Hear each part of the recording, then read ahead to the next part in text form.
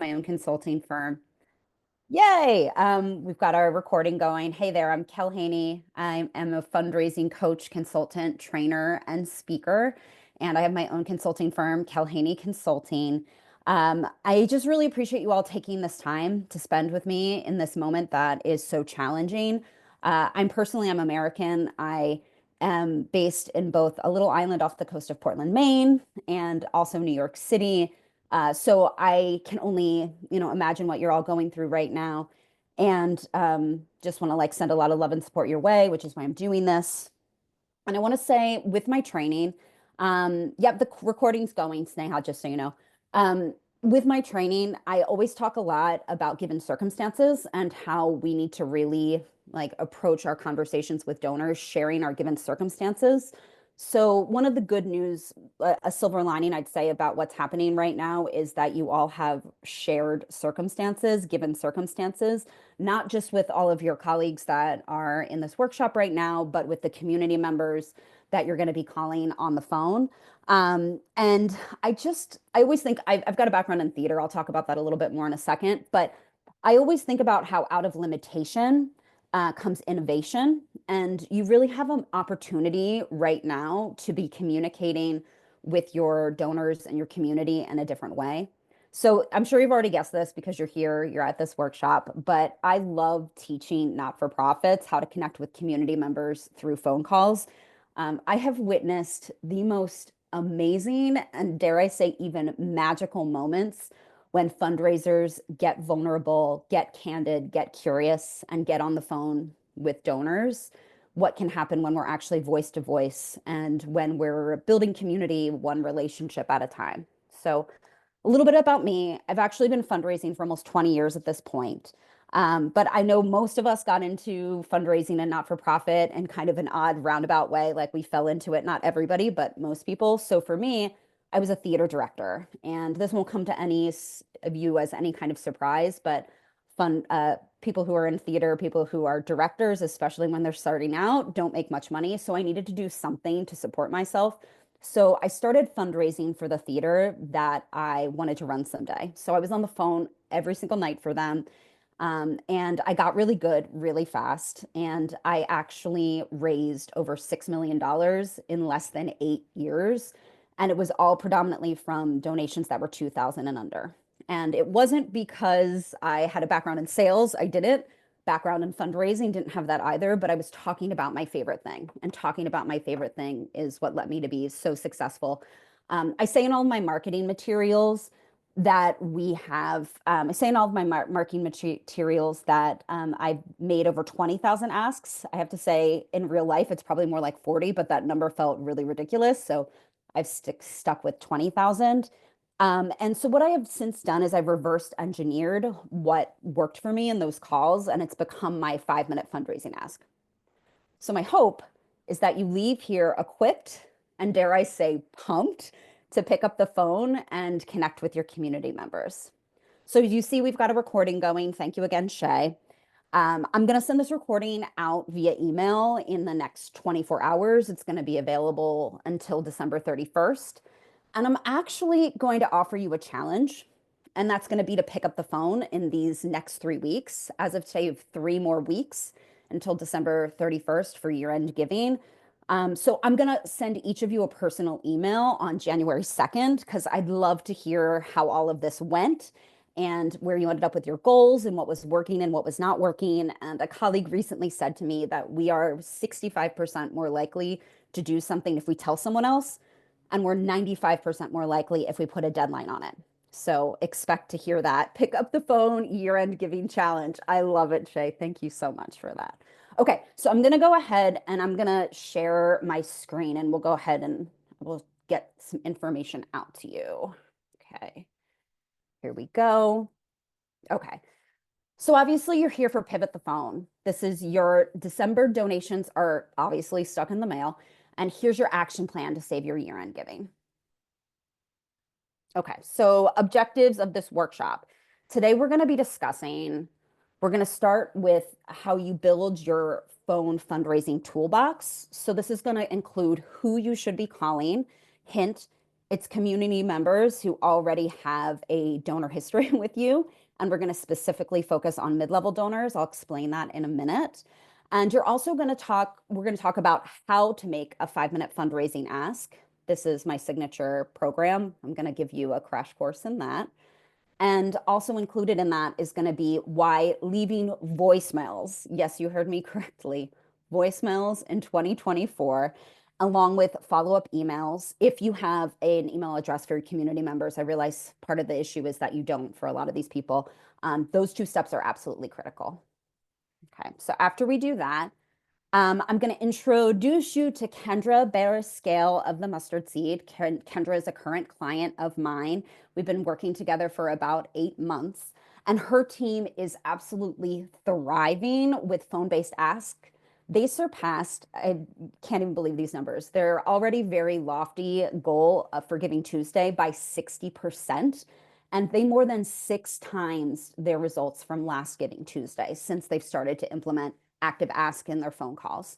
So Kendra's going to give you an insider's look on how the Mustard Seed is pivoting to phone-based fundraising right now, how they're handling not just outbound calls, but also how they're handling inbound calls. So that's community members calling in potentially to donate, ask questions. So something that's super important, we'll get into this as we go, is that you always need to be the host of the call. You always need to be guiding the call, guiding the arc of the conversation, even if someone calls into your organization. So we'll talk about that more. Kendra will also share how phone-based asks are evolving, not just for like the short-term results at the Mustard Seed right now, but also how it's actually inspiring and shifting the mindset and the work of the organization in a larger sense. We're both really excited about that. And then after that, we're going to have some time for question and answers. I was saying before we got started, I love a good hot seat. So if you're already getting on these calls and you've got some questions, like please, let's go ahead and hop on and like actually even do some hot seat coaching. You're welcome to put answers in the questions in the chat as we go. I'm probably not going to address them as we go, but Shay's going to be collecting them. You'll also have a moment when we are in the Q&A to just like raise your virtual Zoom hands. So we'll make sure that we prioritize as much as possible people who are in the moment asking. I'd love to engage with you all as much as possible. You're going to have a chance to ask questions of both me and Kendra. And like I said, we're going to have this recording available through December 31st in case you need to reference it, in case you need to leave early, share it with anyone else. I'm fine with all of that. Okay. So let's start by building your fundraising toolbox. Usually I start workshops with large picture, personal mindset work. This tends to include why phone-based fundraising may feel icky. My catchphrase is actually taking the ick out of the ask. Also in these moments, I usually have us explore moments that when either asking or being asked has felt negative, even icky to you, and moments when it's felt positive. I also usually talk and have us explore connecting with your own individual money mindset and exploring what you were taught or not taught about money and how that's affecting you today. Those are big questions. They're always big questions, even when I have lots of time to train people. So just keep that in the back of your minds somewhere. Right now, all you need to do right now is to get on these phones. I understand that. Hopefully, maybe even you'll get on some phone calls this afternoon after this, which would be amazing. So we're just going to dive right into the nuts and bolts to get you started. So building your fundraising toolbox. Obviously, I think a really important question we need to start with is who should you call? Making these calls takes time, as you know, if you're already doing them. On average, I'd say 5 minutes. That includes when you're leaving a voicemail. That includes a very short conversation, includes a longer conversation. If any of you want to know a little bit more about how to like get off the phone if someone is really talkative for a little too long, we can talk about that in the Q&A section. But yeah, it takes an average 5 minutes for each of these phone calls. So I really want to make sure that we make this time count for you. So who should you call? Obviously, I already mentioned this, but I always say mid-level. Okay. And so then the follow-up question that everyone asks me is always, how do I define mid-level? And that exact amount varies from not-for-profit to not-for-profit. But for most organizations I work with, it's a 4-digit gift. So someplace between 1,000 and 999. For your organization, you may identify gifts of 500 or 250 or I don't know, 2,000. Whatever works for you is totally fine. My colleague Brooke Ritchie Babbage has a really good formula for this, but it's truly whatever is working that feels mid-level to you. And so then the next question I get asked after what is mid-level is why mid-level? Okay, so in normal circumstances, I talk about how orgs can't treat mid-level donors like major donors. So obviously, like there's just not enough time and energy and resources for us to take all of our mid-level donors out for a meal or even coffee.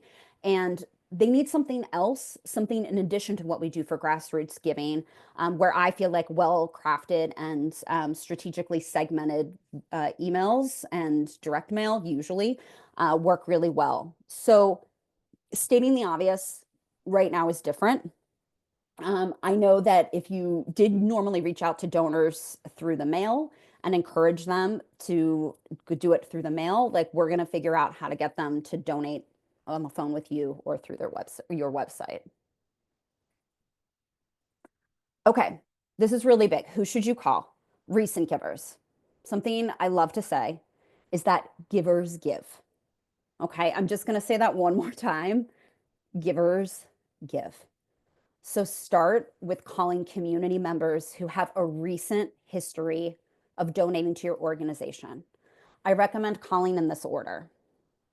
Firstly, I'd say donors who have given this time last year. So maybe November 15th through December 31st of 2023. They already have a habit, dare I say, even a tradition of giving to your organization. So we just want to step into that and to build a new part of that habit, which is them giving to you over the phone or over email instead of mailing in their check. Okay. You're also going to, after you call the people who gave this time last year, I'm going to recommend that you call, and this gets a little juicy here, but I recommend you call people who've already donated this year. A lot of times that kind of freaks out my clients, my potential clients when I talk about this. But truly, like I said already, givers give. They want to be involved. They know this is a crisis situation. They want to help. Sometimes they just need the extra inspiration, dare I say, even nudge from you in order to do it. So when you're calling the people who've already given this year, what you're going to do is you're going to first and foremost thank them. I say always start with gratitude, but you're going to thank these folks for giving.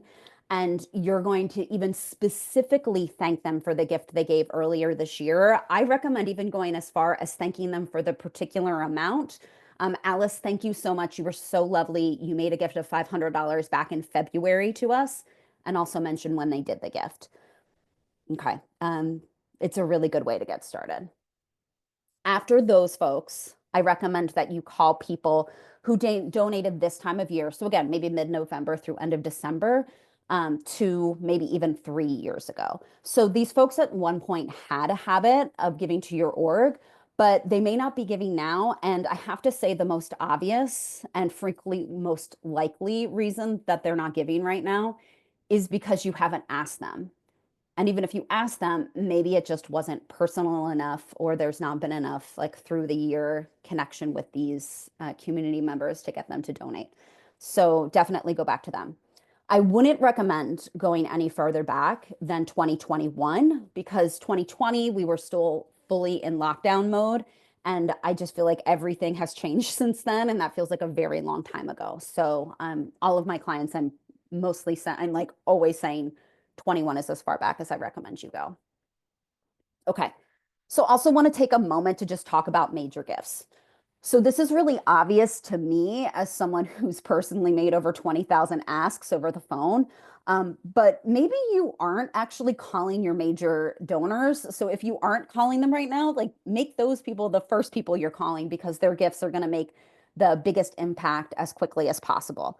Okay, so even if they usually give by check, and I have to say, even if you have a note that says do not call them, that they don't like to be called, I actually would recommend you call them.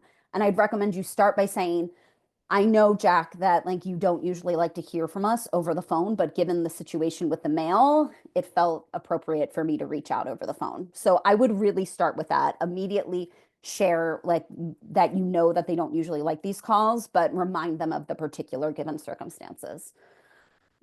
Something else that I want you to consider, and this just may be that we don't have enough time, both in terms of today, but in terms of what you're all going through right now.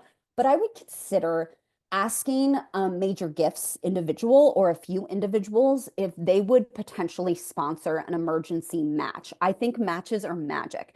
And I know on the inside, we're like, oh, matches, it just feels like a logistical nightmare and it just feels like words. But I'm telling you, donors love them. Both the folks who are the major donors and also the mid-level and grassroots level, it connects everybody in your organization, everybody in your community, and it levels the playing field. It also crafts an event. And I'm always thinking like, how do we make these conversations into events? So I recommend if there's somebody that you're biting your nails to see if their gift comes in or someone that you're looking for a reason to see if they would make a good stretch, this is a really good time to do it and just check in and see if they'd be willing to get involved in that way. So we can talk about that more in the Q&A if you want. Okay. So now that we've talked about who to call, I want to go ahead and fill your toolbox with the equipment that you're going to need to make these calls. So I'm going to give you an introduction to my signature 5-minute fundraising ask framework. Okay. So the 5-minute ask, I say this is when you're going to shift your solicitation from transitional encounters to relationship building opportunities. I know, given the circumstances, that you're all going to be focused on the short-term objective in bringing in those donations that can't come into the mail. And I think your donors are going to be on board to do that too. But I also urge you to think about the long-term objective of cultivating genuine, personal, educated, and mutually exclusive, mutually productive relationships with these community members. Okay. No one wants to feel like they're being treated like a cash machine, even during this challenging moment. And I think even though you all have your own panic, your own anxiety, it's really important to remember that you're building relationships first. Okay. In my 20 years of experience, I have found that when I'm really focusing and when my clients are really focusing on building one-on-one relationships, that leads to community building. And I find that the money always follows. When the individual community member knows that we are doing everything we can to connect us personally with them as an individual, the money always follows. I actually don't even worry about it. If people are following this 5-minute ask, it always works. Okay. So crafting the tent of your 5-minute fundraising ask. You might think that the first logical step in preparing to engage in a 5-minute ask is to create a script to make the ask as streamlined, as effective, as painless as possible for both you and the person that you're asking. But I want to challenge you to think differently.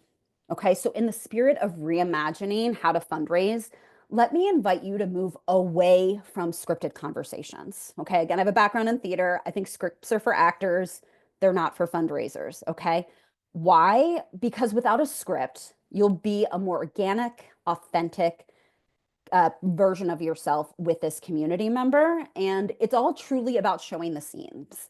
Okay. So, in order to get more comfortable with this idea of working without a script, you're going to learn this 5-minute fundraising ask. Okay. So you're going to see a picture right now. You're seeing this of this tent. I'm a visual thinker. So I like to think about this conversation that we're having as that we've got this tent that is the conversation, and we're going to have particular tent poles that are going to hold up this conversation. And by tent, I mean the kind that you're under for a gathering.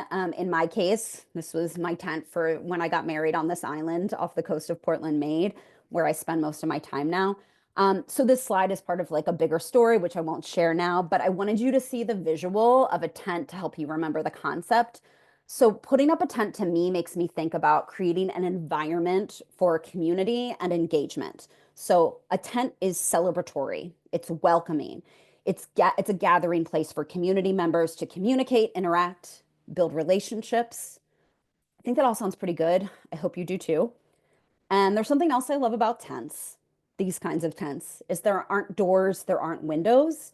People, community members can come and go whenever it feels right to them. They can leave, they can take a break, they can do whatever they like. Like they can come and be community with us when it is what they want to be doing. So one other thing I love about tents is that they're movable.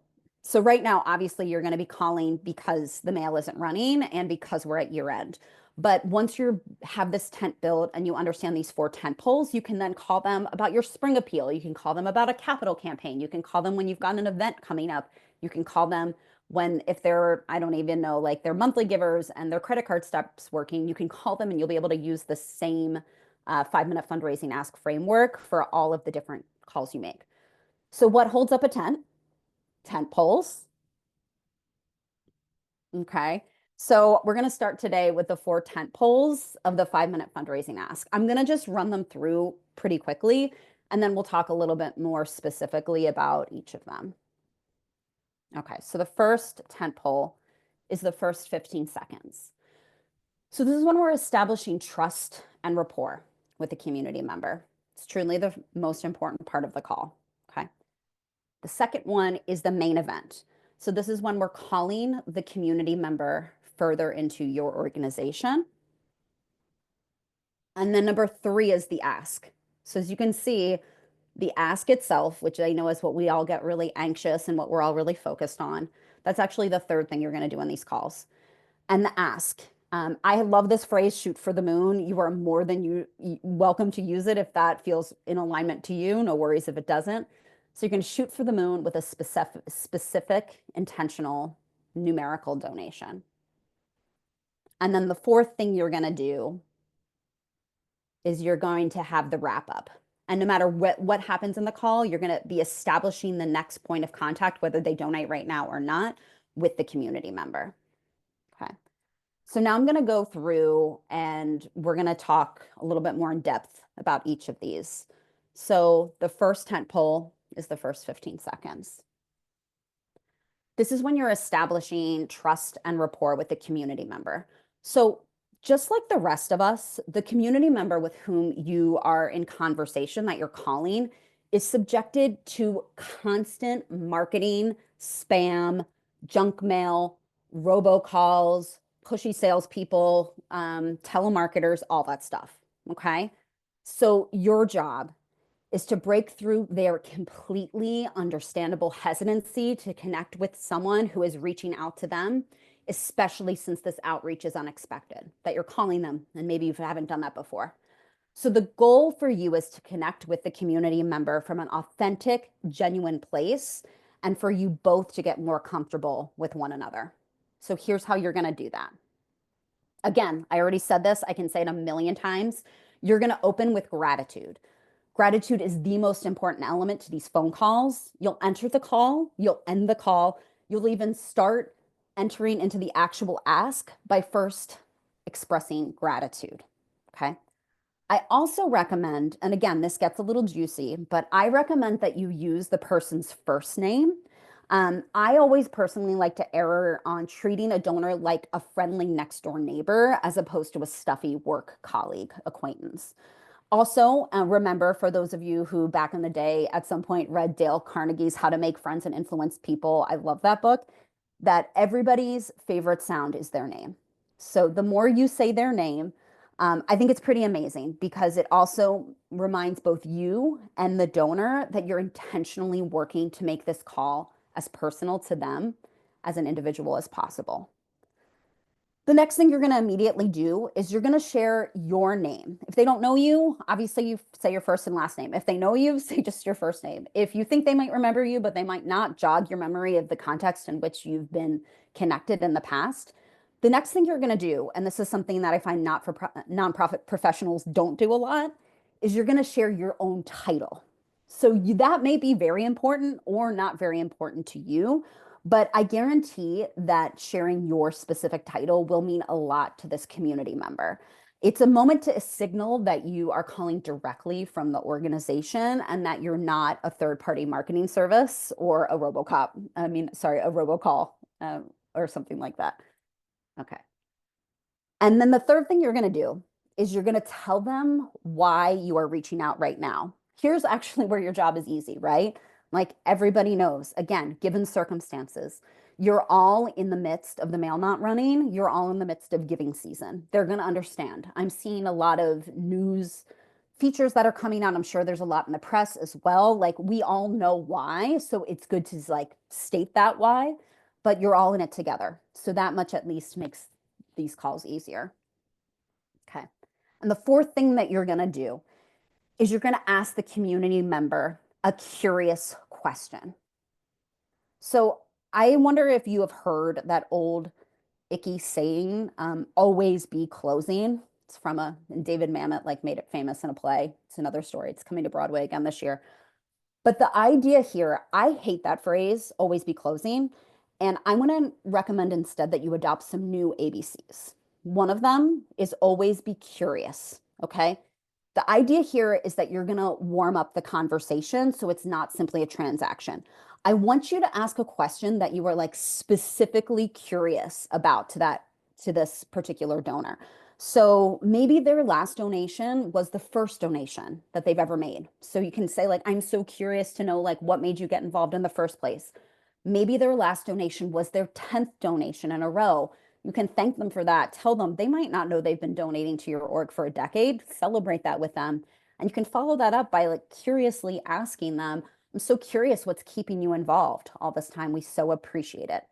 Regardless of what you ask in that moment, the key is to be genuinely curious with this open-ended question.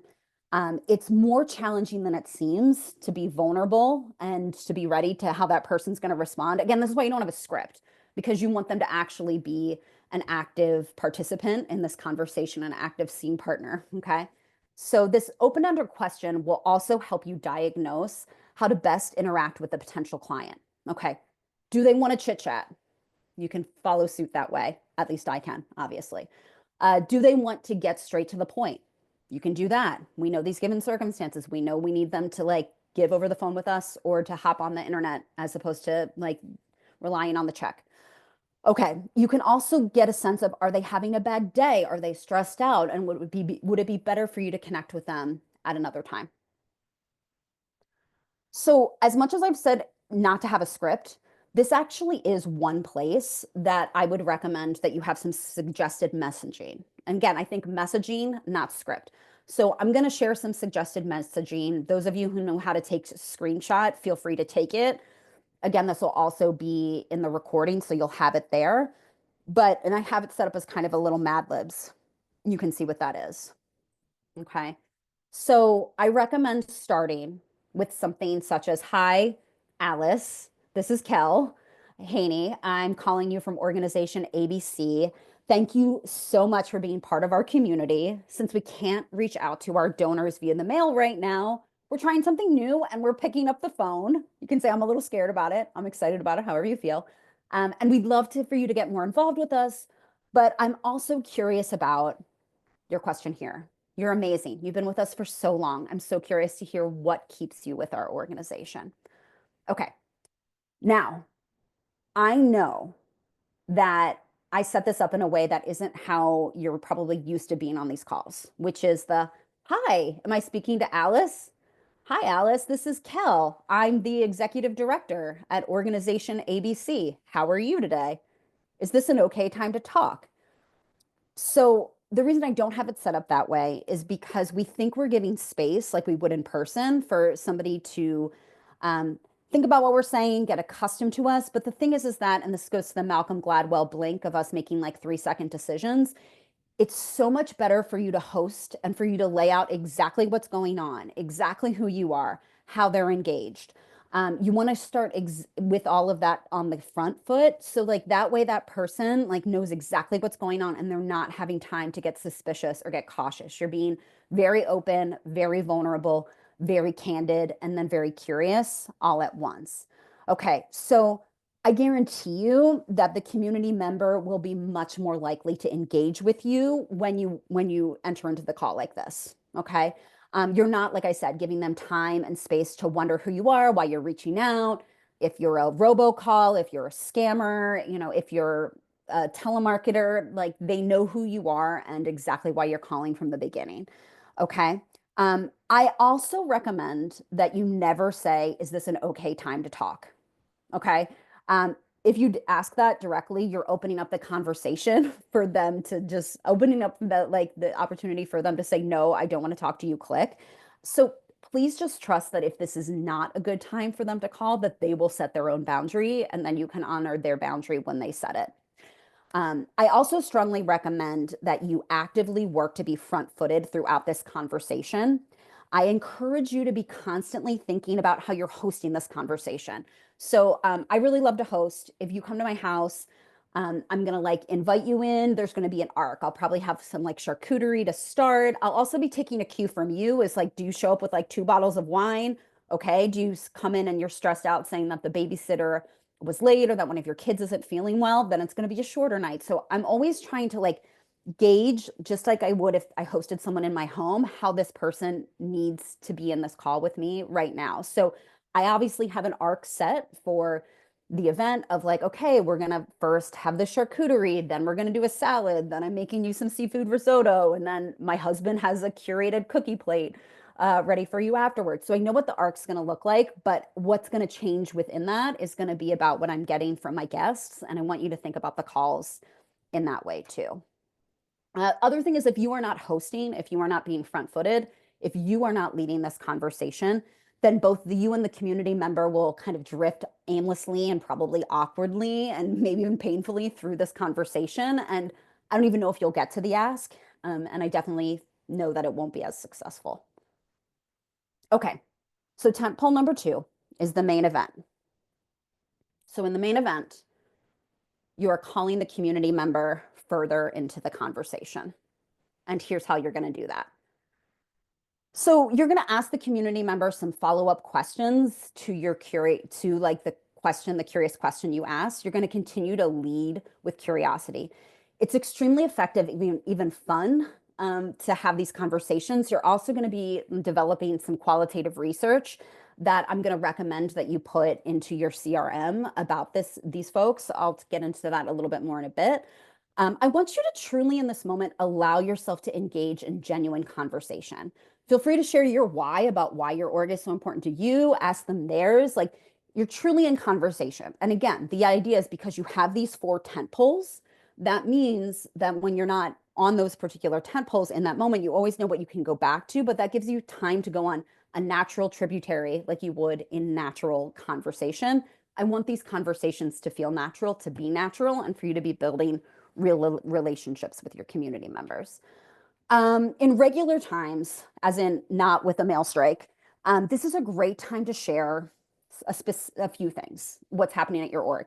You can be sharing any updates to events that they can participate in, any success stories, any wins, leadership changes. I think it's important for us as not-for-profits to be very candid about how much turnover we have and why. I think that's part of an issue in our sector right now. And given the time crunch of this year and the inability to get the mail and the emergency, you may want to skip that step of sharing particular events unless you have something coming up soon. That's up to you, but I am just trying to be sensitive about the circumstances. Now, this is what really important. The final update that you're going to share is your year-end giving campaign. So I'm going to spend a little bit of time on this. I can't stress how important this is enough, okay? You're going to share specific information about your current fundraising campaign before you make an actual ask of this community member, okay? The idea is that not-for-profits are always fundraising, not just in critical moments like this, not just this time of year, but 12 months a year. And it's important that we normalize fundraising as one of the updates we share with our community. Also, because you're sharing it as an update, you're sharing information. That person is now knows that an ask is coming, is waiting for that ask to come. But before you make it about them, you're sharing the larger given circumstances. You're sharing the larger context. So when I say that you're going to share that it's your year-end giving campaign, you're not just going to say it's our year-end giving campaign. I want you to get specific, okay? And this is really important. So you're going to say, what are you raising money for right now? Is it this the end of your fiscal year as well? Are you raising this money as part of your general operating budget? Even if it's gen ops, is there something specific you're hoping to accomplish in this next year? Again, you want to talk about why are you raising this money right now? Okay, this also gets a little juicy. I'm going to recommend that you share with this community member how much your org is trying to raise. And that can be specific, like just about individual giving or mid-level gifts, major gifts, but share how much your organization is trying to raise. Remember what I said earlier about ABC, the new ABCs? So we said always be curious. Another is always be candid. I recommend leading with transparency. Share actual numbers, okay? I can't stress this enough. When we share actual numbers about how much our organization needs to raise, when we share numbers about how far along are we right now, we not just engage their warm and fuzzy oxytocin, we engage both their and our, and sorry to get like neuroscience dorky for a second, but get it done dopamine. So we've got a goal. There's a reason that we're calling right now. And here's how far away we are. The beautiful thing is that you can always think about milestones. I have a colleague right now, a client, Carter at Music Theater Wichita. She does this great.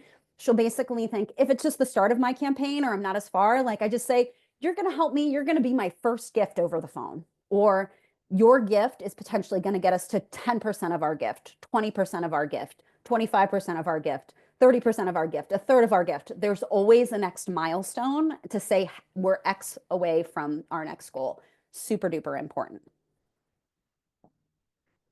Okay. Pro tip is the more specific you are about why the community member should donate now, the more effective your ask will be. So that's tent pole number 3. Okay. Here we go. 3 of 4, friends. So this is the ask. Okay. And this is where, like I said, you're going to quote unquote shoot for the moon with a specific, intentional, numerical donation. Okay. Stating the obvious, this is the moment you're actually going to make the ask. And during this moment, like I said, you're going to have a very specific number. Again, always be candid. I can't recommend enough the directive of asking for a specific numerical amount. Okay. So here's how you're going to do with that. You're going to do it with an anchor ask. We can talk about anchor asks. And I think like what I really want you to think about is I think they're important because they set a framework for the general amount of the ask. The community member, again, you're hosting this call. The community member doesn't have to wonder how much you're looking for them to give. It's right there out in the open. Then they can respond to that specific number however they see fit. But I want you to remember that you already shared some specific numbers with them back in tent pole number 2 about your year-end giving, about how far away they are. So they're not going to be surprised at this point that you're making a specific numerical ask from them. You've already set the groundwork for that. So in most instances, I recommend using one of these, I'm going to say 2 ways to determine an ask amount. You might just want to start with the first. Keep this simple. But I recommend always shooting for the moon with an ask that's at least like 150% of their last gift amount. And again, if you phrase it as like, I'm just going to shoot for the moon and you're just volleying it out there, it's like light, it's fluffy, it's fun. What do you think? So you're going to start by asking for 150% of their last giving amount. The other thing you can do is to look back in their giving history and see if there is a moment where, they've been giving $500 for 10 years. And then last year they went to 150. I would go ahead and say, hey, back in 2022, and for 5 years before that, you gave at $500. Is there a world in which you could give it that amount? Again, they don't remember. I was just making a donation over the weekend. And I was like, how much did I even give last year? Some people will really remember, but most people won't. So again, I want you to really be specific with either 150% increase or looking back at their recent gifts and asking them if they'll do a good stretch to that amount that was their larger amount. Okay, so really quickly, I just want to talk about good stretch, bad stretch. So I'm really into yoga. And in yoga, it's like if something starts to feel a little weird, icky, sticky, you don't like push into it and like injure yourself in some way. That would be a bad stretch. But Instead, you kind of breathe into it and have a curiosity of like, oh, there's a difference between a little bit of discomfort and injury. So I think along with a good stretch always comes a little bit of discomfort for both you and the person you're asking. And I think that's how we find out in a really big way. And it's really important. Okay. Couple other really quick things about the ask that I want to make sure you all know is that I want you to think about never commenting on the amount that you're asking for. Okay. So, what I mean by that is never commenting on the amount. You're going to go ahead and you're going to take away any kind of personal thought you have about how much this is. So, I'm recommending that you never say things such as, I know $1,000 is a lot, but they might have been thinking about giving you 5,000. And if you are commenting that $1,000 is a lot of money, that might be like, oh, they don't actually need $5,000. They're not even thinking that big. So never say it on the higher end. Also on the lower end, I also recommend that you never say things like, could you just do $25? For all you know, this community member's circumstances have changed and they're doing some mental gymnastics right now to figure out what they can shift around in their budget so that they can pay, so that they can make a donation of $25. So that's truly the biggest thing. And if we had more time, I would talk more about mindset, but I just put out the number and see what they say. Okay. You also can feel free to end this with with like the ask with a curious question. So that could be something like, is that within the realm of possibility? What do you think about that so far? Is that something you could potentially do today? Um, as you get more comfortable, you don't need that so much, but to start, I recommend it because if not, when people who are just starting to make asks over the phone, they get really nervous, they get anxious, they get binary, and it's easy to fall into a trap of like, I just got to make this ask. I'm just going to rush. I'm going to go as fast as I can. And I'm just going to rip off the band-aid. Is it yes or no? And frequently, it's not binary in that way. It's not a yes or no. You're actually putting them on the spot and putting a lot of undue pressure on them, as opposed to it's just another part of your conversation. So if you can take a deep breath and feel a little easy breezy about it, and again, instead of backing them into the corner, I want you to imagine that you were just lightly volleying to them in a curious way. Okay, so after you do that, then what you're going to do is you're going to hold for the silence. Okay, and I really mean it. Like, I could probably use it right now. You're going to take a deep breath, sip of your water or your coffee, whatever you need to do to keep yourself from saying anything else. Deep breaths always work in this case because now is the moment when the community member should have some breathing room to really consider what you've told them about your organization and for them to consider the ask. Okay, this moment is almost definitely going to be uncomfortable to start, but it's a practice and it's extremely important to your fundraising conversation. Okay. Because holding for the silence reinforces that you're coming from a place that is open ended, that is curious, instead of putting this person on the spot. Okay, so this is the second place where I recommend some suggested messaging. And again, feel free, take a screenshot of this. It'll also be in the recording. So I might say, thank you so much for hearing me out, Jack. Given that we're trying to raise $100,000 by December 31st, and we're currently at 20,000 because of everything that's going on with the mail, I wanted to shoot for the moon and see if you'd be able to make a gift of $1,500 today. Is that within the realm of possibility?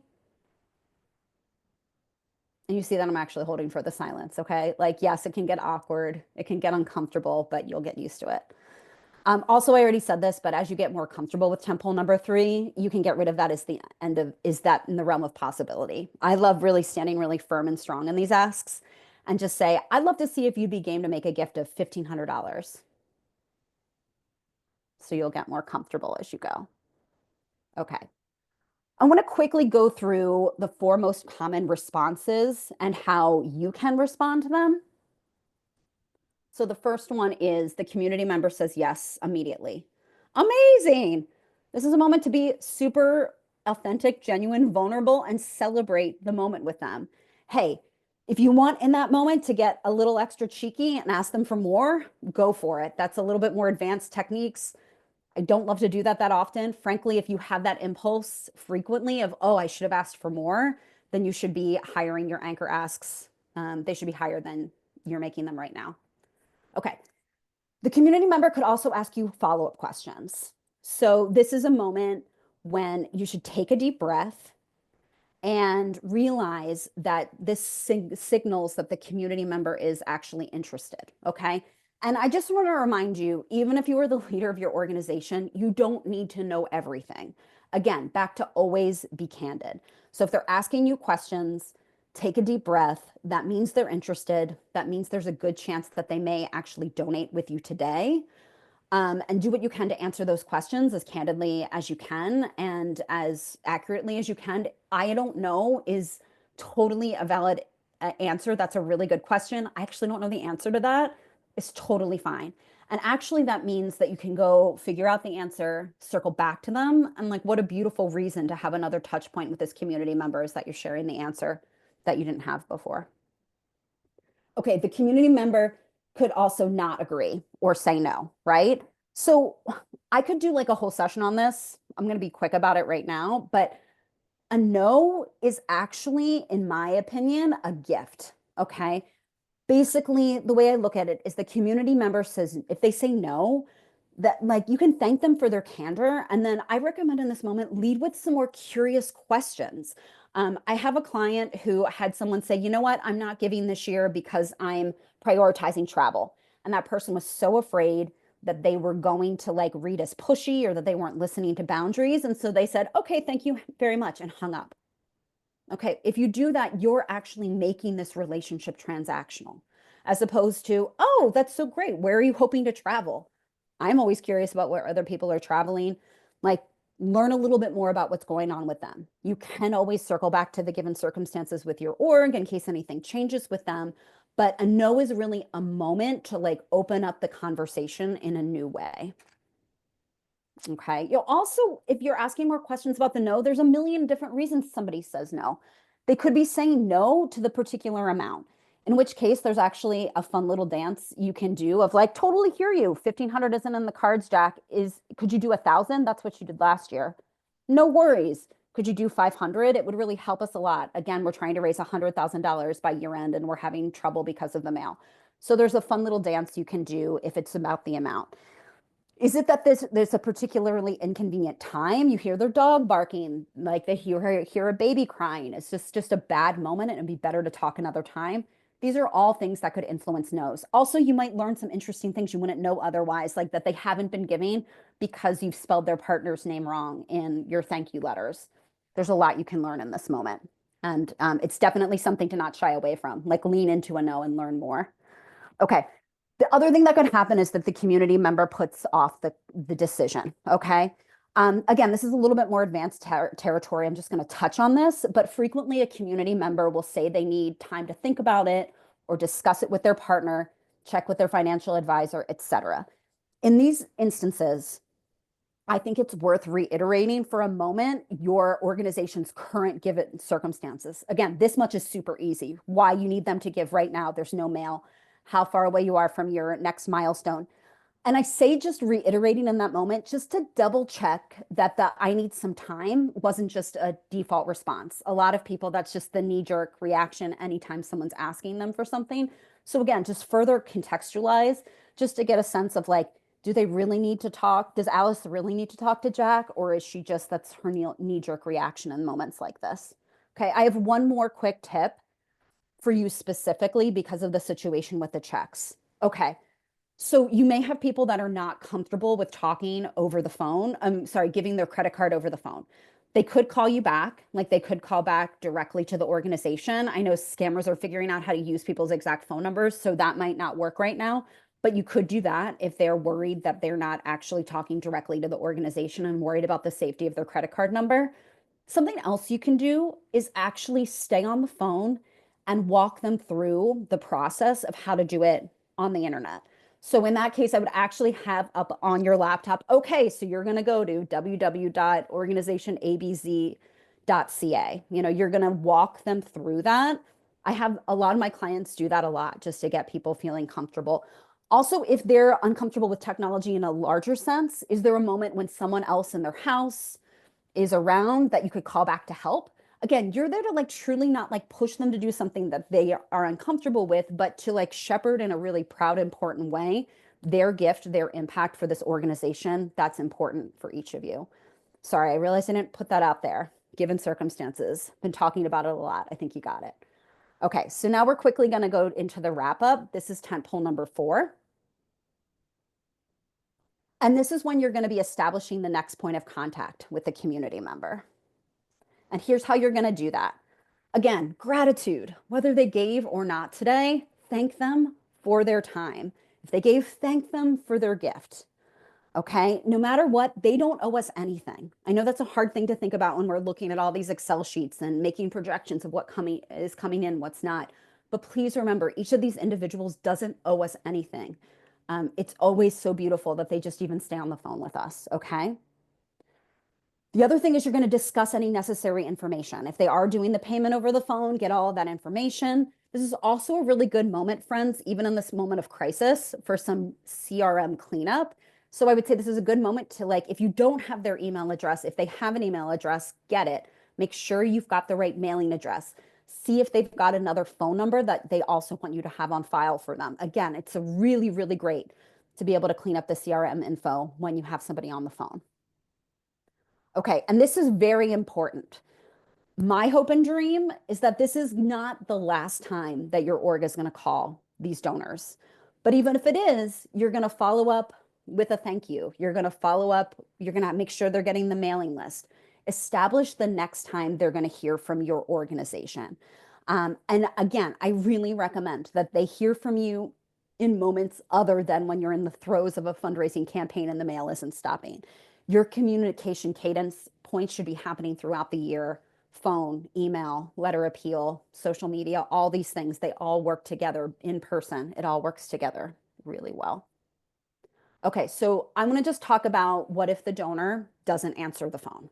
Okay, so the first thing, I recommend you leave a voicemail. Yes, voicemails. Believe it or not, they are very powerful, even in 2024. Okay, so what I want you to know, and that the tent poles apply here, the first 3 anyway, voicemails work. I invite you to think about the voicemail as an equivalent to writing a handwritten note on a letter appeal. It's a lovely personal touch that the donor understands took you time to leave, okay? And they get to hear your voice. This personalizes not just the message, but also humanizes you as a member of this organization.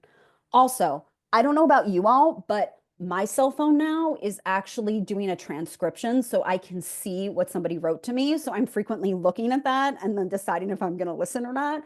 So it's just another way to have communication with them. I think it's pretty cool. So a couple specifics with the voicemail. You're going to paraphrase all the information that you're leaving in those first 3 tent poles. You might actually write some things out for yourself. It's going to be lengthy, and I say embrace it, okay? But don't write out too much, because if you overwrite it, you're going to start to have a script. If you have a script, you're going to start to sound robotic, especially when you're nervous and also getting tired, okay? And these voicemails will be about a minute, maybe a little bit longer. And as you get comfortable and as you figure out the timing, you will get cut off the first couple of times as you get into the rhythm. I recommend you just call them back. Sorry, it's so lengthy. Here was the rest of my message. You are an imperfectly perfect human being. Show the seams of that. That's actually what people remember and what they respond to. Okay, a little juicy. Ask for a specific amount on this voicemail. And again, contextualize it. I'm going to shoot for the moon, Jack, and see if you will do a donation of 1,500 this year. We're trying to raise 100,000 by the end of the year, and we are just at the 10,000 point now. 1,500 would help us a heck of a lot. Okay, specific amounts, even in voicemails. The other thing you're going to do is similarly to if you were on the phone, you're going to let them know when you're going to call them back. So again, you're going to try to, what I recommend is this isn't just a one call if you can't. If you're going to really strategically call your mid to higher level donors, I would actually recommend, depending on how much you're calling, how much you're working, you call those people like 3 or 4 times in the next 4 weeks. Sorry, 3 or 4 times in the next 3 weeks. That's really the way to make sure you're reaching everybody you need to reach. I just want to also just say that directives are so important. I want you, I'm telling you, it's going to happen. These donors are going to call, they might not call you back, but they are going to hop on the internet and you're going to see, oh my gosh, I asked Jack to increase from 1,000 to 1,500. He actually did it. He's been at $1,000 for the last 5 years. It's going to feel like it's going to be such a win. And I'm really excited for you about that. When it comes to when you're going to call them, again, you're going to be continuing to be candid. You really want to talk to them. This isn't just a one and done. You're going to continue to try to reach out to them. The other thing you're going to do on these voicemails is you're going to say, I'm also going to pop this in a quick email for you. Okay. So I'm going to recommend, and it's really important. Again, phone calls work great, but they don't work in a funnel. They don't work in a silo, I should say. Like they work in tandem with all of your other communication. I recommend that you also send a very quick email. And it's important to make the subject line informal and personal. Okay, so you can have a template you're working with, but like make it informal. Sometimes marketing folks and development folks get upset of like, well, we're already sending out a mass email. This is different. And if you could even write like just left you a voicemail, something like that in the subject line, whatever feels in alignment to you. With the sending the email, again, refer to the voicemail you just left them. And again, in the email, also ask for the specific amount and contextualize it in your larger goals. Okay. And make the donation link, this is kind of obvious, right? But make the donation link very easy to find. And then again, just like with the voicemail, I know you just put this in the voicemail, but also have it in writing. Remind them that you will try calling them back and when they're going to try, you're going to try them. When we are really candid and transparent that we're going to continue to call them, that makes folks then feel like, oh, Kel's just being consistent and she's being persistent and she said she would do this and she's doing it, as opposed to, why is Kel doing this? Like, we're going to tell them why, we're going to be front footed about it. Okay. I know I just left a whole lot of information for you all to think about. And before we check in with Kendra and take some deep breaths, I just have 4 takeaways that I want you to think about as you're crafting your 5-minute ask. Okay, the first one is you always want to circle back to taking the ick out of the ask. Again, I know today we didn't spend a lot of time talking about mindset work, but I guarantee if you're feeling icky about how you're making these phone calls, about making phone calls in general, about asking in general, the donor will pick up on it. And I would actually rather say, I'm kind of uncomfortable making these calls myself. I'm out of my comfort zone. Again, address your given circumstances, be vulnerable with them. And if you are feeling icky, there's mindset work and course correction to be done. We just can't get into all that right now. The one thing I want you to think about is trust that you being you is all you need in these conversations. Show the seams, be imperfectly perfect as you, like be human. The more you try to act slick and like everything is working, it won't work. Okay. Also, I want you to go ahead and just continue to remember to focus on the relationship. I know this is a crisis moment, but I see this time and again. Not for profits are not sustainable if we're only reaching out in crisis moments, if we're focusing on the crisis instead of the relationship. So I know the tree that you're all facing right now, but I want you to think about the forest that is the larger relationship that you are building with this person. Okay. So I also want you to think about at the end of the day, you have no control over whether this person says yes or no in this particular interaction. And you can't control what's happening in the mail. But what you can control is how you present yourself and how you connect with this community member, how you make them feel in this interaction. So focus on a place from leading the conversation from a place that is candid, authentic, passionate, vulnerable. So important. Okay. I know I've put a lot of information out there to you, but that 5-minute fundraising ask takes practice. It's especially true in that first 15 seconds. I'm telling you how many people default to just saying, "Hi, am I speaking with Mrs. Smith? Hi, Mrs. Smith, how are you today?" Instead of hopping right in there. It takes practice. Same thing within tentpole number 3 with the holding for the silence. It takes practice, but it really is integral to the process. I've been doing this for 20 years. You need to do it. You just want to practice. It will become second nature, both the top of the call and the holding for the silence. I promise. Do whatever you need to do to encourage yourself, like write yourself post-its, practice with other people, whatever accountability you need, do it. But like practice will help. And then finally, fundraising is an extremely vulnerable act. You need to take care of yourselves. You need to take care of yourself. Figure out the best place, the best time to make these calls when it feels right to you. I have some clients who love to be in the office when no one else is there because they love to pace around. I have other people who like to be there in the office with their clients. They like to hear each other. I have clients who like to only do them from home and be really private about it. Whatever that works for you. Some people like to do it first thing in the morning. Some people like to do it at their lunch break. You do need to really time block. Like that's the only way to do this because you will prioritize everything else you have to do other than get on these calls if you don't set the time and just do it. I also recommend that you kind of ritualize the event in some ways for you. So like, you know, if you've got your special mug that you only use for this, you've got like your mug that you really love that has an owl on it, or you like to have it when you have your coffee, whatever that is, like to do something ritual with it. Because having a genuine conversation with someone and making a fundraising ask is intimate and challenging, and you need to be kind to yourself. So you're all awesome. I just said a lot of stuff, and I hope that some of that was useful to you. I want to go ahead and get Shay, can you help me by pinpoint out Kendra? I'm trying to figure out how to find her so we can get Kendra. And Kendra, if you want to take yourself off mute and put your camera on, and you're all welcome to have your cameras on if that feels right to you. Thank you, Stephanie. I'm so excited to see what was going on in the chat. I just kind of went into my fundraising place.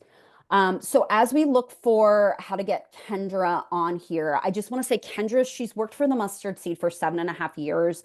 She began in the donor relations department where she processed donations, engaged with donors over the phone. 3.5 years ago, she was tasked with establishing their first ever contact center that was focused on enhancing donor engagement and fostering stronger relationships over the phone. So she built this from the ground up. This year, she successfully initiated fundraising asks, so like our work together, and the results are remarkable. Some things I love about Kendra, and again, it's really wild. They exceeded their Giving Tuesday goal by over 60%. They more than 6x what they did last Giving Tuesday. It was pretty amazing. Some things I love about Kendra is that she's passionate about building connections and ensuring that donors feel valued and appreciated. Also, she's not afraid to ask. So I'm just figuring out how to find Kendra here so I can pop her out. We've got her on Spotlight, so you should be good to go. Cool. Can we pin her like the way I am, or I'll just keep looking for her? Oh, here, I got it. Sorry, you all. I was Just trying to wave. not. No, I want you. No, wait. I learned how to do this. I learned how to do this. I'm like very proud of, I'm not very tech savvy, friends. So you'll see this. Okay. So Kendra, I just want to get right to it. Yeah. You've got a lot of success. Thank you for being here and listening to all the stuff you already basically know. But I would love for you to talk about like what's going on, like how is this happening? What's the magic? How is the mustard seed doing so well in this challenging moment?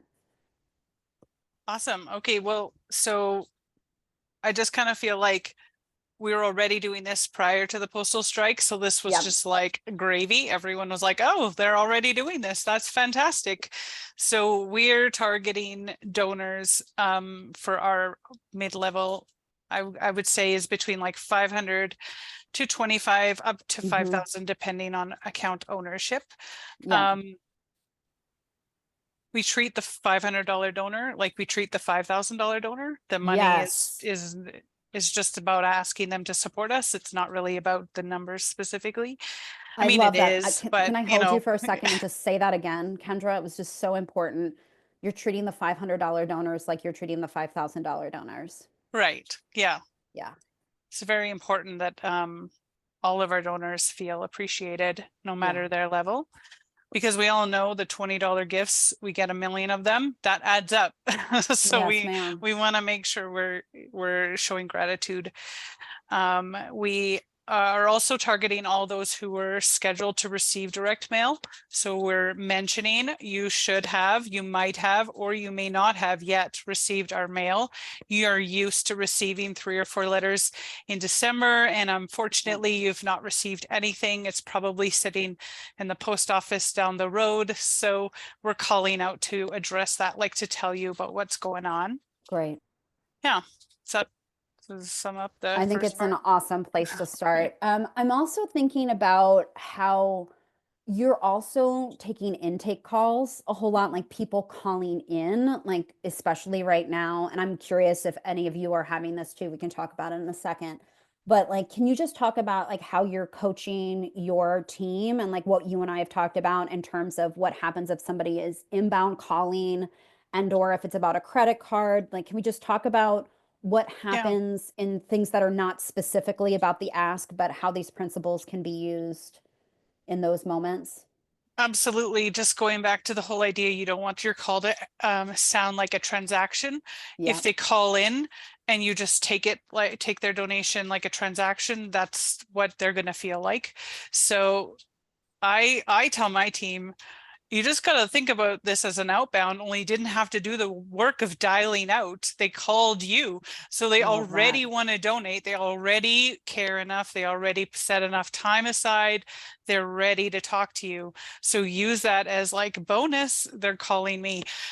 We have a little competition with our direct mail campaign, like contact center versus direct mail. Like, Yes, yes, how you do. many donations can we steal from direct mail?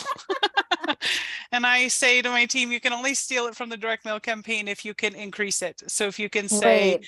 you normally are going to give, like they normally give $100, we would say, would you be, I'm doing my team also has individual revenue goals. So they'll say my Mm-hmm. goal that I'm trying to raise over the phone is $20,000. I'm currently at $8,000. I see you donated $150. I'm just going to shoot for the moon and say, would you be interested in doing 300 today? That would really get me far in my goal.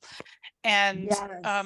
donors I'm actually, believe it or not, love that. I've had a few donors call agents back a few days later to find out where they are in their goals. They're like, hey, so I donated, I did the donation online. Where are you at in your goal? Did you get close? Some donors have said, oh, what do you have left in your goal? I have $4,700. Okay, I'll do that today. And they'll do the actual amount so the agent can meet their goal. So yes. sharing the goal works. It really does. People like to know that they're helping you Yes. more so than just giving to the organization. Yes. So anyway, inbounds are simple. Inbounds, I'm like, are your easiest calls because they're already calling you. They're already available to talk to you. I love that. I really love, I just want to emphasize a couple of things you said, Kendra. And I think, again, when they're inbound calling, we don't want this to feel transactional. So, like, look them up in the CRM as you're talking to them. Ask your curious questions. That could even be like, how are you doing? How are you holding up during like not having mail right now? Like, what are you doing differently? How are you preparing for the holidays even? Whatever feels right in alignment to you to ask. That's really important that, and I think exactly what you said, Kendra, is like if someone is calling in, you should still ask for the increase. Even if they beat you to it and they're like, I'm calling to make $100 gift, you can say, oh, that's so amazing. I so appreciate you calling. We say your name. Okay, it's Alice. All right, Alice Smith, let me just look you up. And then you can be like, Alice, I love that. Thank you for calling in. You realize that all of your gifts so far over the last 10 years have led up to $1,000. This is amazing. I will say, I know you said you could do with that $100, but given that we're trying to raise X by December 31st, we're this far away. Is there a world in which you could do 150? Like you can do it. Like, and if you're being vulnerable and you're being fun and a little cheeky about it, but yeah, if they're calling in, that I really think that is your responsibility is to see if you can get them to increase. But again, it's not just get them to increase; it's also get to know them, add some qualitative research, build the relationship stronger. I think that's important, and I love what you said, Kendra, about the individual your individual goals. I didn't have that on the presentation, but I agree 100%. And each of you, you can be the executive director and you could say, I've given myself my own goal to raise 25% of this. So I'm trying to raise $25,000. Like, be vulnerable, because to Kendra's point, they will. Like, I watch people, somebody hadn't given in 10 years, and I watched somebody say, you know, I'm actually $1,000 away from my goal of $10,000. And that person was like, I'll do $1,000. And their highest giving history was $100 like 3 years ago. I see those things all the time. Like, I have so many stories like that. That's awesome, Kendra. Can you also just talk about like the workload? I know we've got a couple of other like service organizations about like how you're doing in terms of like, I know you and I spend a lot of time strategically about your team has to do some things just like you all do that are not be active asks on the calls, like how, like what else they need to do and how you're figuring out how to strategize that time management. Yes, so we'll do asks. We'll also just do thank you calls too. So we're trying to follow up with our donors within 2 weeks of a donation to say, we see your donation. We want to thank you for that donation. Using that time to really work on education and letting the donors know what's going on, how their gift was used, all that sort of stuff. So I try to structure the team to be like, focus on when it feels best for you. So you talked Right. a little bit about what's your habit, like what's the best time of day. I also tell my team, an ask is a thank you with an ask. So thinking about the thank yous, like that feels Yes. way less threatening. You're like, oh, I don't have to ask. I'm just calling to give gratitude. Well, a thank you is just an ask is just a thank you with an ask. So try to tell yourself it's not that big a deal. Like, it's just, you're asking, they're expecting the mail to ask you. So why couldn't they ask you? Yeah. Hear it on the phone. We're Yeah. also doing monthly donor updates. Oh, So yes. Would you talk about that? That'd be great, Kendra. So we also reach out to all of our monthly donors whose credit cards are about to expire. Those people have been donating for like about 5 years or so, typically 3 to 5, depending on when they signed up. So those are prime times to talk to them about increasing their gift. You're typically donating $25 a month. That's really great. That serves X. Listen, I'm just gonna ask, would you be interested in upping your gift to $40? Like, just throw it out there, and they can be like, no, I'm good with like, well, 40 is a bit high, but I could probably do 35. They normally settle. They normally do respond. I know It's they just a matter respond to the of being dance. asked. Yes. Yeah. Yeah. And keeping So it fun and light, like making it a dance. I love that, Kendra.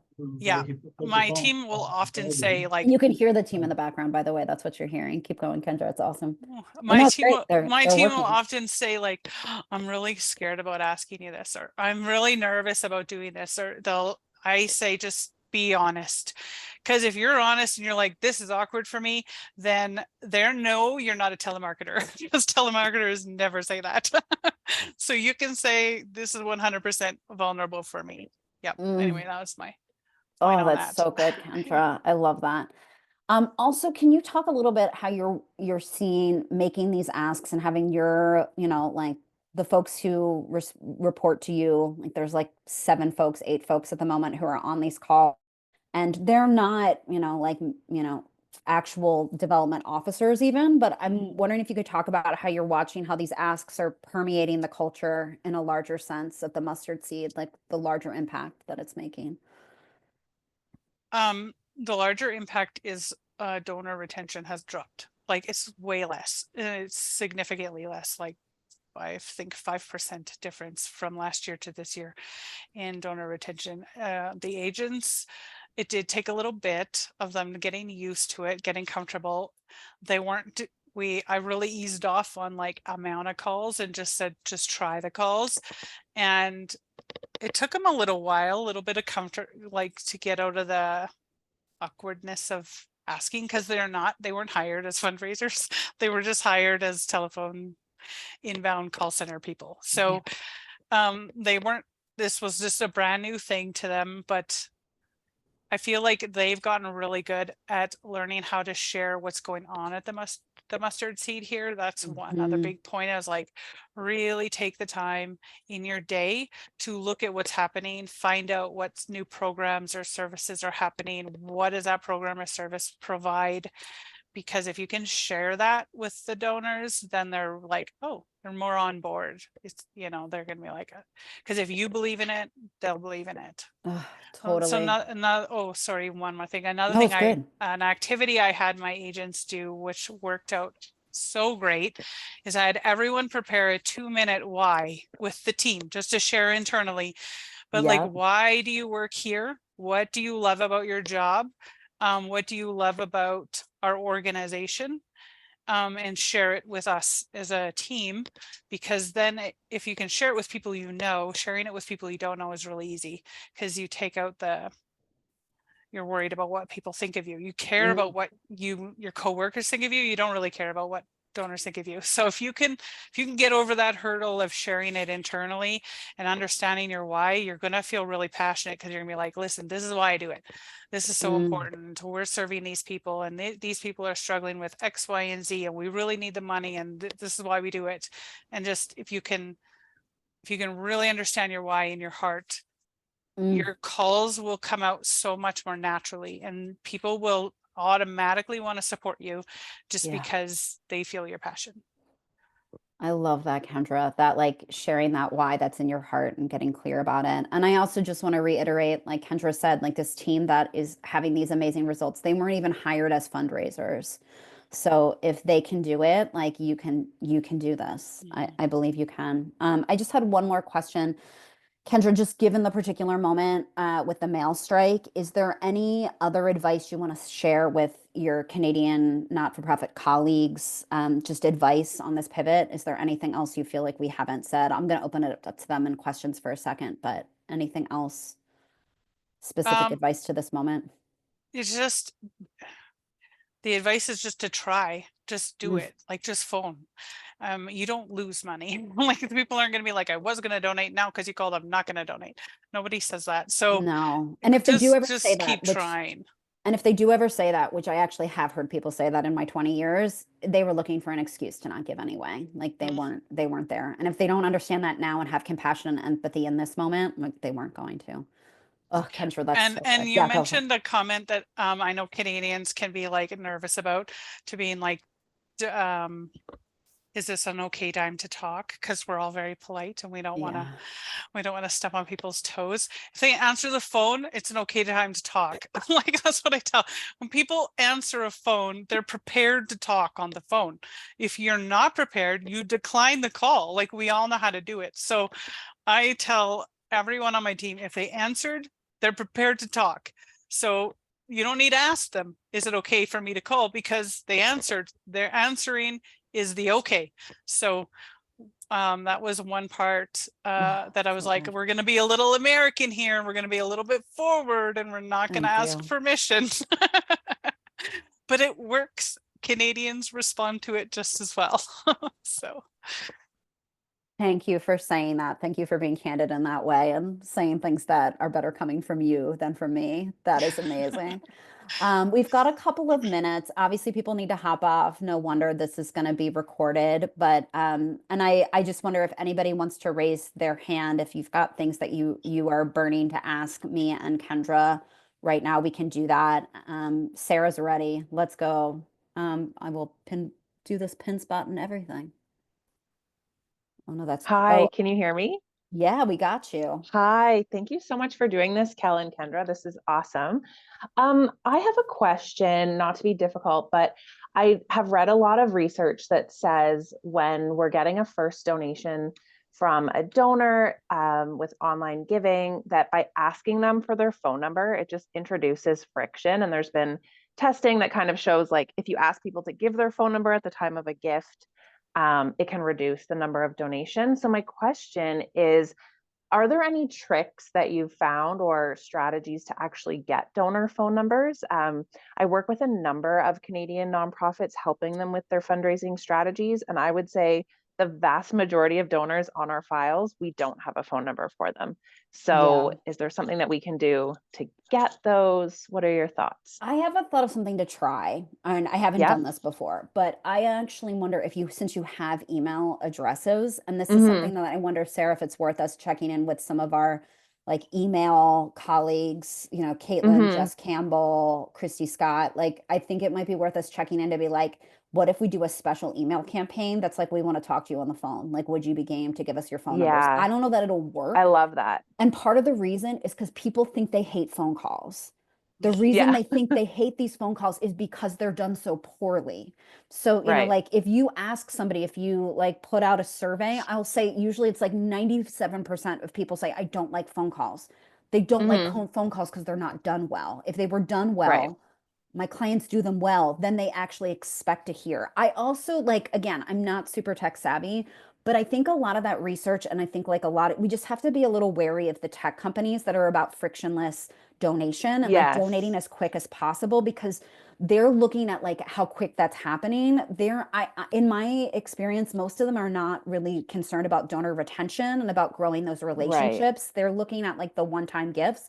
So I'm like, I would just recommend, especially seeing what we're going through right now, like add phone number, even add it as optional. I don't think it's a big deal. When we buy anything online, like it immediately populates. I'm accustomed to putting all of my information. I don't think most people are, I understand like what, like this is just qualitative, not quantitative. But to me, I'm like, I would rather have less donors that we're actually going to be able to retain them and build the relationship than more donors that are going to be that one-time gift and we have no way to get in contact with them. Also, frequently, people don't remember the information they gave or they didn't give. So they're like, oh, I can't believe I never got anything from them in the mail thanking me, or that they didn't call me, because they don't remember that all they gave was an email. So I'm always pushing back with all of my clients. And then once I'm in there and I'm working, they're able to be like, oh, we need those phone calls because we see how much like we bring in over phone and how much we can build relationships over phone. They see it after it's happening. But I would say try the email campaign is your best bet right now. Like that's your best bet. I think that's hard, but I think it's about building in a larger sense. Perfect. Thanks so much. Thank you. Leanne, let's go to you, and then I will pinpoint you if you want to come on camera, but you don't have to. Oh, it's okay. I'll stay off camera. Okay. Okay, it's Leanne Howard. I currently work at the Calgary Humane Society. Kendra and I worked very closely together prior. Cool. Yeah, so I'm so happy to hear, Kendra, that your campaign was a success. Now, I'm just wondering if you could tell the rest of the group, how many calling agents do you have in your team? I have eight people plus a couple of volunteers. So everyone's making about, is that 8 full-time people? 8 full-time people. Yeah. That's amazing. Yeah. Truly, truly, you know, when we see people invest, you know, in these different departments, we can see such success. So yeah, that's awesome, Kendra. Congratulations. Thanks, Leanne. That's awesome. Thank you, Leanne. I noticed a question from Anna. How do we feel about the phrase, I don't want to take much of your time, so before introducing your final update? I think that's filler. I think like you're doing that because you're feeling nervous.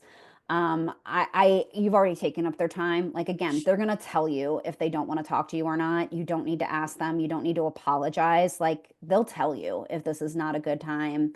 If they want you to get right to the point, they'll go ahead and do that.